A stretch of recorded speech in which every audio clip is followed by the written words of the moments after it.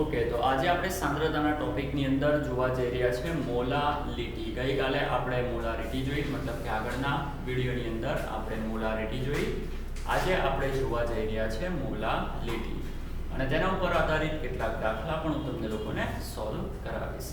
તો શરૂ કરીએ. હેડિંગ મારી દઈશું નંબર 2 મોલાલિટી.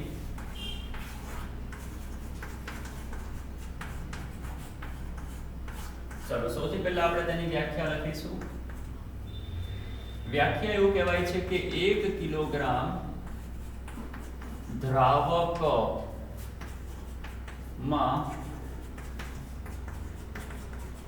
ઓગળેલા દ્રાવ્યના મોલની સંખ્યાને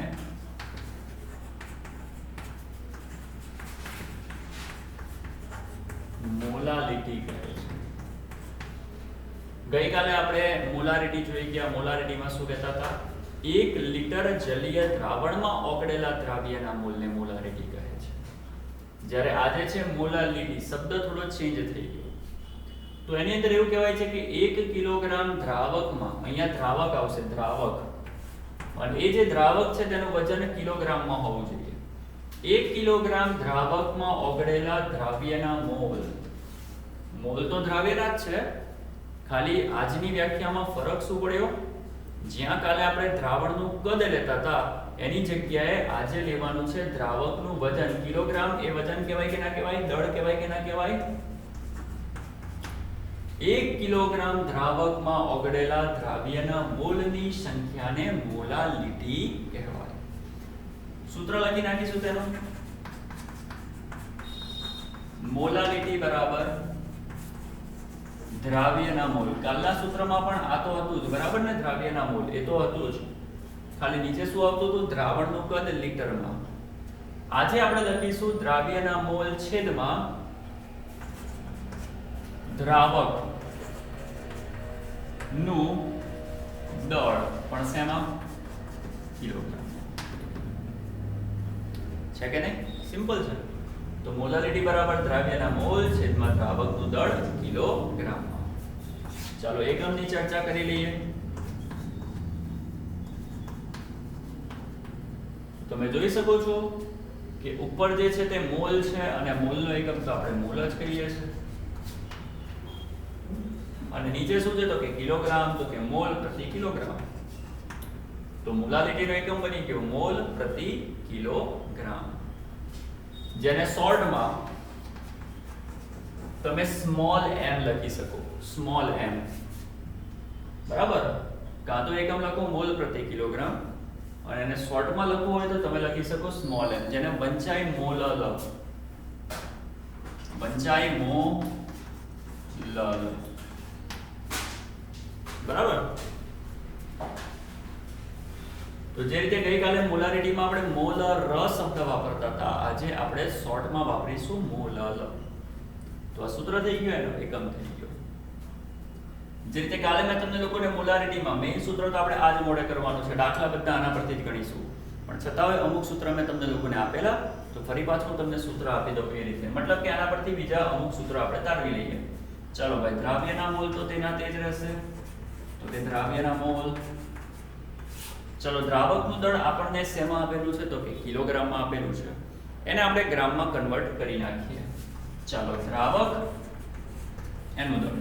જો તમારી ઈચ્છા હોય કે તમારે કિલોગ્રામ ને ગ્રામ લખવું છે તો તમે બધા ગ્રામ પણ લખી શકો. ખાલી ફરક કેવો? ગઈકાલે આપણે શું કરતા હતા? લીટર હતું એને ml લખતા હતા તો ઉપર ગુણ્યા 1000 કરતા હતા ને. સેમ અહીંયા જ્યારે પણ તમે દળ કિલોગ્રામમાંથી ગ્રામ બનાવો તો એના ગુણ્યા ઉપર શું કરી નાખવાના? 1000 કરી નાખવાના. તો કિલોગ્રામમાંથી ગ્રામ કરો, ઉપર 1000 વડે ગુણાય. કાલે લીટરમાંથી ml કરતા હતા, ઉપર 1000 વડે ગુણતા હતા. સેમ પ્રોસીજર છે, બીજું કંઈ નવું નથી. પછી યાદ કરો, કાલે લખતા હતા કે આનો પણ સાદુરૂપ આગળ આપવું હોય તો આપી શકે, બરાબર ને? અથવા તો એક કામ કરો, આને એઝ ઇટ ઇઝ રહેવા દો, આની વાત કરો. ચાલો, મોલારિટી બરાબર. ચાલો, મોલારિટી બરાબર આ રીતે તેની તે. ચાલો, એની ઉપર કોણ છે? દ્રાવ્યના મોલ. આપણે બધા જાણીએ છીએ કે દ્રાવ્યના મોલ બરાબર શું થાય? દ્રાવ્યનું દળ છેદમાં દ્રાવ્યનું આણ્વીય દળ. થાય કે ના થાય? અને છેદની અંદર દ્રાવકનું દળ કિલોગ્રામમાં તો છે જ. દ્રાવકનું દળ કિલોગ્રામમાં આપણે કે ના આવડે? તો મોલાલિટીનું બીજું સૂત્ર અહીંયા તૈયાર થઈ ગયું. ટૂંકમાં 3 સૂત્ર છે. ઓકે, હજુ પણ તમે ચાહો તો આ જે કિલોગ્રામ છે તેને ગ્રામમાં કન્વર્ટ કરો તો ઉપર ગુણ્યા 1000 લખી શકો. તો આટલા સૂત્ર આ રીતે તમે લોકો મોલાલિટીના બનાવી શકો છો. એકવાર એને ધ્યાનથી જોઈ લો, પછી આગળ દાખલા કરાવું છું.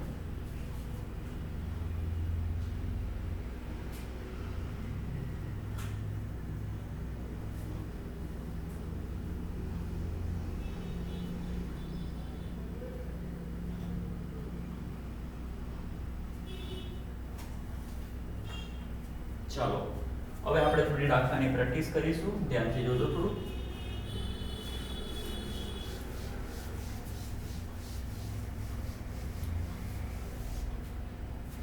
ચાલો આ સૂત્ર પણ પૂછી નાખું છું. આપણે મેઇન તો ઉપરના સૂત્રને ધ્યાનમાં લઈશું. ઓકે, આના ઉપર જ આપણે ગણતરીઓ કરવાની છે.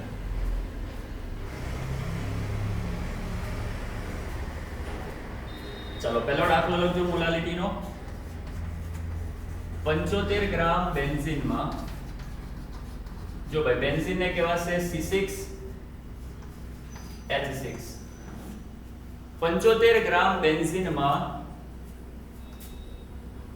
2.5 ગ્રામ ઇથેનોઇક એસિડ. હવે ઇથેનોઇક એસિડ એનું અણુ સૂત્ર અહીંયા લખું છું, CH3COOH. 72 ગ્રામ બેન્ઝીન, 72 ગ્રામ બેન્ઝીનમાં 2.5 ગ્રામ ઇથેનોઇક એસિડની મોલાલિટી શોધો.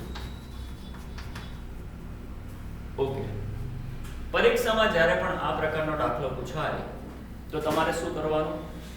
રકમ પરથી તમને લોકોને ખબર પડતી હોવી જોઈએ કે કોણ દ્રાવ્ય છે અને કોણ દ્રાવક છે. અહીંયા એ લોકો આપણને એવું કહે છે કે બેન્ઝીનમાં ઇથેનોઇક એસિડ. યાદ કરો, કાલે મેં વાત કરેલી, પાણીમાં મીઠું. પાણીમાં મીઠું નાખું તો મીઠું દ્રાવ્ય કહેવાશે અને પાણી દ્રાવક કહેવાશે. પાણીમાં મીઠું તો પાણી દ્રાવક, મીઠું દ્રાવ્ય. એ જ રીતે બેન્ઝીનમાં ઇથેનોઇક એસિડ, તો આ જે બેન્ઝીન છે એ તમારો થઈ ગયો દ્રાવક અને ઇથેનોઇક એસિડ એ તમારો થઈ ગયો દ્રાવ્ય. તો એ તમારો દ્રાવ્ય થઈ ગયો, દ્રાવ્ય. આ દ્રાવ્ય છે અને પેલો તમારો કોણ થઈ ગયો? દ્રાવક થઈ ગયો. જે માહિતી આપેલી છે સૌથી પહેલા આપણે તેને ઉતારી દઈશું. તમને લોકોને દ્રાવકનું દળ આપેલું છે તો લખીશ, દ્રાવક કોણ છે? તો કે બેન્ઝીન. જો યાદ રાખજો, જનરલી આપણે દ્રાવક એનું નામ નહીં લખો તો પણ ચાલશે. લખો તો પણ કોઈ વાંધો નથી. મારી પાસે જગ્યા થોડી ઓછી છે એટલે હું લખીશ ડાયરેક્ટ દ્રાવકનું દળ, જે આપેલું છે આપણને 72 ગ્રામ. હવે બીજી એક વસ્તુ યાદ રાખો, જો આ મોલાલિટીનું સૂત્ર છે, મોલાલિટીની અંદર જે પણ દ્રાવક છે તેનું દળ શેમાં હોવું જોઈએ? કિલોગ્રામમાં હોવું જોઈએ. તમને દળ શેમાં આપેલું છે? ગ્રામમાં આપેલું છે. તો ગ્રામને શેમાં કન્વર્ટ કરશો? કિલોગ્રામમાં. ચાલો બધા જાણતા હશો 72 તેનાથી ગ્રામમાંથી કિલોગ્રામ કરવું હોય તો 10⁻³ વડે ગુણવાનું. જો ગ્રામ એમાંથી શું કરવું હોય? કિલોગ્રામ, તો સંખ્યાને કેટલા વડે ગુણવાના? 10⁻³ તો ગ્રામ શું બની જશે? કિલોગ્રામ. ગ્રામમાંથી કિલોગ્રામ કરવા 72 ને 10⁻³ વડે ગુણાય તો દ્રાવકનું દળ કિલોગ્રામમાં મળી ગયું. 2.5 ગ્રામ ઇથેનોઇક એસિડ, મતલબ કે જે દ્રાવ્ય છે એ દ્રાવ્ય એનું દળ કેટલું આપેલું છે? દ્રાવ્ય ઇથેનોઇક એસિડ એનું દળ કેટલું આપેલું છે? 2.5 ગ્રામ. બીજી એક વસ્તુ, દ્રાવ્યનું જે દળ આપે, આવા દાખલાઓમાં એક વસ્તુ તમારે ખાસ કરવાની. શું કરવાની? કે જે પણ દ્રાવ્ય આપેલો હોય ને એ દ્રાવ્યનું આણ્વીય દળ પણ તમારે જાતે શોધી નાખવાનું. આવા જેટલા પણ દાખલા આવે મોલારિટીના, તો દરેકની અંદર જો રકમમાં આણ્વીય દળ આપી દે તો ઠીક છે, ન આપે તો તમારે અલગથી શોધી નાખવાનું. એ લોકો તમને કહેશે નહીં કે ભાઈ શોધો, એ તમારે જાતે શોધવું પડશે. તો ધ્યાનથી જોજો અહીંયા ધ્યાનથી જોજો અહીંયા આપણી પાસે દ્રાવ્ય કોણ છે તો કે ઇથેનોઇક એસિડ નો મતલબ શું થાય CH3COOH તો દ્રાવ્યનું CH3COOH નું આણ્વીય દળ ચાલો શોધી નાખીશું અહીંયા જો ચેક કરો કેટલા કાર્બન છે 2 કાર્બન છે વત્તા કરીને કેટલા ઓક્સિજન છે 2 ઓક્સિજન છે વત્તા કરીને હાઇડ્રોજન કેટલા છે 3 ને 1 4 હવે થોડી ગણતરી જાતે કરો કાર્બન એટલે 12 12 દુ 24 થશે ઓક્સિજન એટલે કે 16 16 દુ 32 થશે 24 + 32 + 4 કેટલા થશે 60 કેટલા થશે 60 ગણી લેજો અને આણ્વીય દળ એનો એકમ શું આવશે ગ્રામ પર મોલ અને આ જે ઇથેનોઇક એસિડ છે તે દ્રાવ્ય છે કે નહીં તો દ્રાવ્યનું આણ્વીય દળ મળી ગયું પહેલા તો દ્રાવકનું જે દળ આપેલું છે તે લખો દ્રાવ્યનું જે દળ આપેલું છે તે લખો સાથે સાથે દ્રાવ્યનું આણ્વીય દળ પણ શોધી નાખો આ એક સ્ટેપ આપણું પૂર્ણ થયું અને એક સ્ટેપ પૂર્ણ થાય એટલે તમારે શું કરવાનું જો ભાઈ દ્રાવ્યનું દળ હોય દ્રાવ્યનું આણ્વીય દળ હોય તો બોલો દ્રાવ્યના મોલ મળે કે ના મળે અને આપણે ભણીને આવ્યા છે મોલ શોધવાનું સૂત્ર મોલ બરાબર દળ છેદમાં આણ્વીય દળ કેટલું આપેલું છે 2.5 ગ્રામ અને આણ્વીય દળ કેટલું આપેલું છે 60 2.5 ભાગ્યા 60 કેલ્શિયમ કરો અત્યારે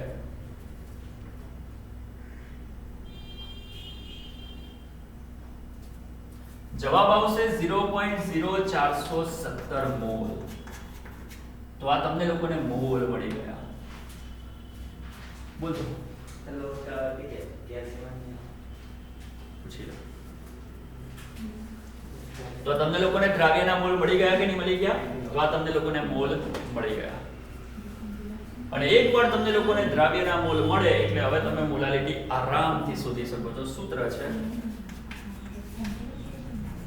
ચાલો આ સૂત્ર વપરાશે ને મોલાલિટી બરાબર દ્રાવ્યના મોલ છેદમાં દ્રાવકનું દળ કિલોગ્રામમાં ચાલો દ્રાવ્યના મોલ કેટલા છે તો કે 0.0417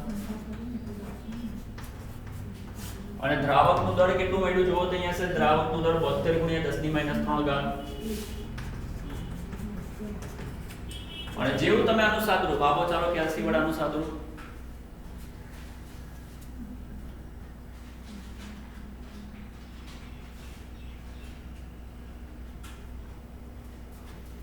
કેટલું આવ્યું 0.556 એટલાની આસપાસ આવ્યું જોઈ લો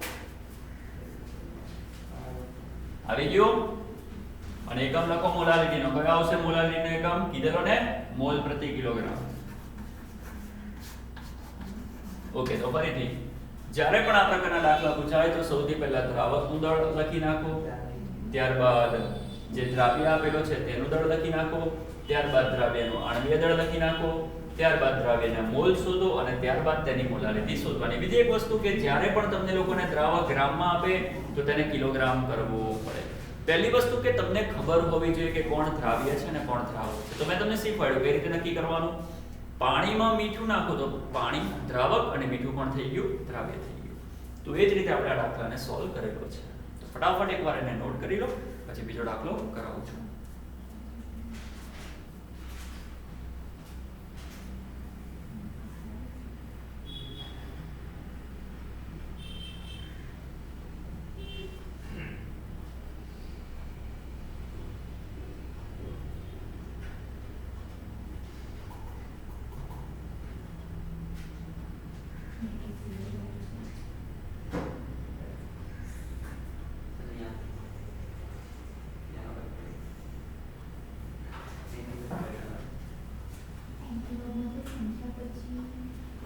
ચાલો તો પહેલો દાખલો આપણો પૂરો થયો હવે આગળ આપણે એવા જ કોઈ બીજા દાખલાની પ્રેક્ટિસ કરી લઈએ જનરલી આ રીતે લોકો પૂછતા હોય છે જો ભાઈ આ મોલાલિટીનું સૂત્ર છે તેની અંદર કોઈ એક વસ્તુ આપશે બીજી વસ્તુ શોધવાની કહેશે કદાચ એવું પણ બની શકે ડાયરેક્ટ તમને મોલ આપી દે અને દળ શોધવાનું કે દળ આપી દે મોલ શોધવાનું કે મતલબ કે ત્રણમાંથી કોઈ બે વસ્તુ તમને લોકોને આપશે અને ત્રીજી વસ્તુ તમને લોકોને શોધવાની કહેશે અહીંયા મેં શું કર્યું અહીંયા મેં તમને મોલ નથી આપ્યા અહીંયા મેં તમને દ્રાવકનું દળ આપ્યું અને મોલ નથી આપ્યા મેં તમને શું આપ્યું મોલની અંદર પણ દ્રાવ્યનું દળ આપ્યું સમજ પડી કે ના પડી તો અહીંયા મેં તમને પહેલા શું કરાવ્યું, દ્રાવકનું દળ આપી દીધું, મોલ નથી આપ્યા, મોલ તમને શોધવાના કીધા, તમે પહેલા મોલ શોધ્યા અને મોલ શોધ્યા, દળ આપેલું છે તો મોલાલિટી મળી ગઈ.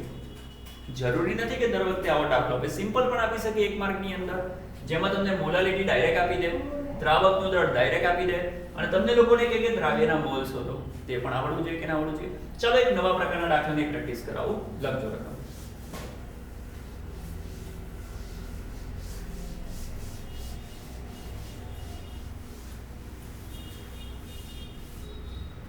ઉલટો દાખલો લઈએ, ઉલટો દાખલો કે જેની અંદર હું તમને મોલાલિટી આપી દઈશ, દ્રાવકનું દળ આપી દઈશ અને જે દ્રાવ્યના મોલ શોધવાનું નહીં કહું, દ્રાવ્યનું વજન શોધવાનું કહીશ. ટ્રાય કરીએ. ચાલો રકમ જાતે જ બનાવીશું. ચાલો માની લો કે આપણી પાસે કોઈ એક દ્રાવણ છે, માની લો કે x નું દ્રાવણ છે. ના, આપણે લઈ લઈએ બેન્ઝીનનું દ્રાવણ જે હમણાં જોયું તે રીતે. ચાલો તો માની લો કે બેન્ઝીનમાં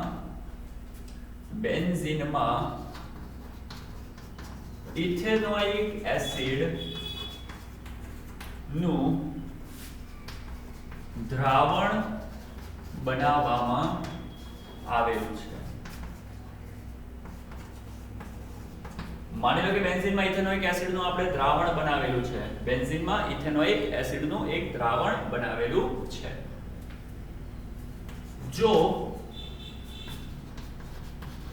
દ્રાવણની મોલાલિટી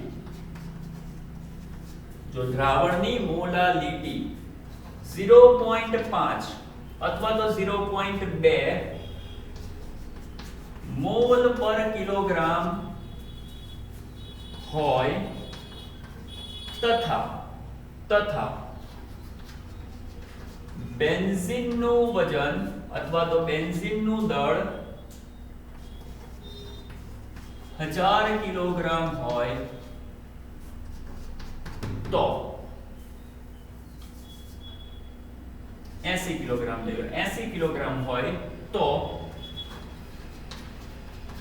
ઇથેનોઇક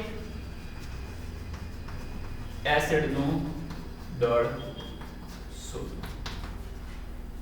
ચાલો શું કરીશું આવા દાખલામાં? ધ્યાનથી પહેલા રકમ સમજો. બેન્ઝીનમાં ઇથેનોઇક એસિડનું દ્રાવણ બનાવેલું છે, મતલબ કે બેન્ઝીન તમારો દ્રાવક થયો અને ઇથેનોઇક એસિડ તમારો દ્રાવ્ય થયો. પહેલા દ્રાવક કોણ છે, દ્રાવ્ય કોણ છે તે તમે નક્કી કરી નાખો. ત્યારબાદ તમને લોકોને દ્રાવણની મોલાલિટી આપેલી છે, તો જે આપેલું છે તેને લખો. પહેલા લખો, હેડિંગ મારો કે મોલાલિટી. મને આપેલી છે મોલાલિટી. 1 મિનિટ. હલો,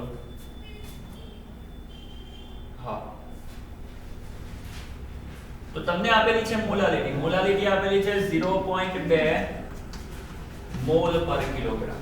તો જે આપેલું છે તે લખી નાખો અને ત્યારબાદ બેન્ઝીનનું દળ. બેન્ઝીન કોણ છે તો કે દ્રાવક. બેન્ઝીન કોણ છે તો કે દ્રાવક. તો કે દ્રાવકનું દળ આપેલું છે 80 કિલોગ્રામ.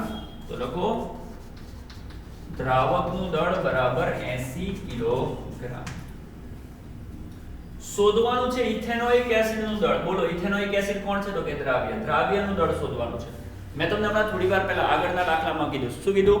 કે જ્યારે પણ તમને લોકોને આવા દાખલા આવે તો જે પણ દ્રાવ્ય હોય તેનું આણ્વીય દળ જનરલી આપણે શોધી નાખવું.